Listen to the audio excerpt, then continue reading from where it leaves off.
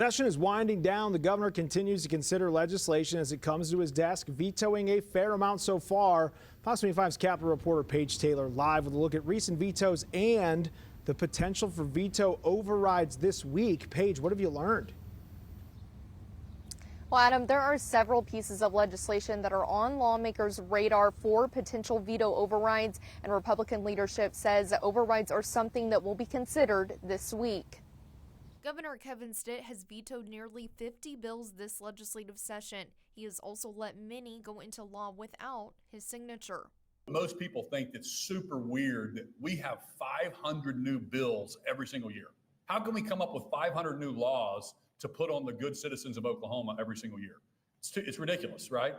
So a lot of this stuff, these aren't my priorities. These aren't something that I think are going to move the needle. And so I just simply let them go into law without my signatures. Last week, Republican leadership told reporters they were focused on the budget and that veto overrides would be a conversation this week. The Senate Pro Tem says they'll be meeting with Governor Stitt this week to let him know of any potential bills they are looking at overriding. I've even kind of thrown the idea out of maybe having the Senate and House authors of those veto bills come down and have a discussion with the governor, so the governor can explain to them why he vetoed them more than the veto message, and where those members can explain, why the bill was there in the first place. Recently, the governor has vetoed a couple of sunset extension bills for boards in Oklahoma, including the State Cosmetology and Barbering Board and the State Funeral Board.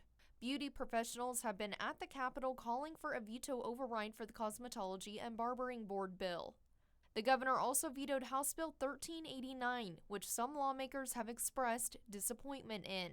That legislation increases insurance access or coverage for mammogram screenings, additional screenings and tests that women may need. That one's probably top of mind, the most important bill that I'd like to see on the override list. Senate Minority Leader Julia Kurt says there are a few bills that have been mentioned when talking about potential veto overrides. We have talked about it, but I don't think that list is final. I believe there's negotiations with the House about it. We looked at the license tag bills. We had one bill by Senator Hicks that was vetoed that we pushed for, and certainly we're still standing with the mammography bill being overridden because that's just such a priority for people across the state. In order to override a veto, a 2/3 vote is needed in each chamber. To view the full list of bills that the governor has vetoed, head over to our website, okcfox.com. Reporting live at the state capitol, Paige Taylor, Fox 25 News.